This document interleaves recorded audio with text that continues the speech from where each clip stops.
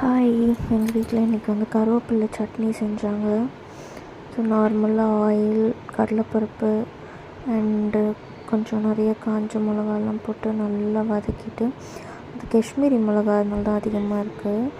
நார்மலாக நீங்கள் கம்மியாகவே போட்டுக்கோங்க. அதுக்கப்புறம் பூண்டு இடித்து கொஞ்சம் தோலோடு எடுக்காத மாதிரி போட்டு கொஞ்சம் உளுத்தம் பருப்பு போட்டு நல்லா வறுத்துட்டு அதையும் போட்டுக்கணும்.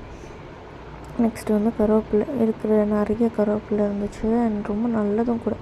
அதையும் வதக்கிட்டு அரைச்சிட்டு நல்லா கிறிஸ்பியாக ஆனப்புறம் அதை அரைச்சிட்டு தண்ணி ஊற்றி அரைச்சிட்டாங்க. ஸோ நெக்ஸ்ட்டு வந்துட்டு ப்ரான் தொக்கு செஞ்சுருந்தாங்க. ஸோ ப்ரான் தொக்கு வந்து எல்லோரும் பண்ணுற மாதிரி தான்.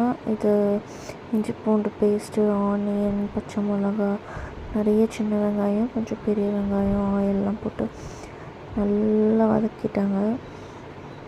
அது நல்லா கொஞ்சம் ப்ரௌனாக வதங்கினதுக்கப்புறமா தக்காளி போட்டுக்கிட்டாங்க. தக்காளி குட்டி குட்டியாக கட் பண்ணி போட்டுக்கோங்க. ஊர்லலாம் வந்து பிசைஞ்சு போடுவாங்க, அப்படியே கையில் பிசைஞ்சு. அது மாதிரி தான் என் அம்மா பண்ணுவாள்.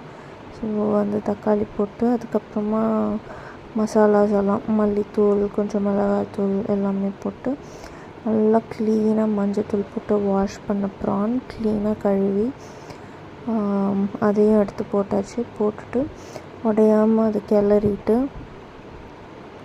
உப்பு காரம்லாம் செக் பண்ணிக்கோங்க. அதுக்கப்புறமா வந்து காஷ்மீரி மிளகாத்தூள் இருந்தால் கொஞ்சம் போட்டுக்கோங்க. அது கொஞ்சம் கலர் கொடுக்கும். ஸோ அவ்வளோதான். அது நல்லா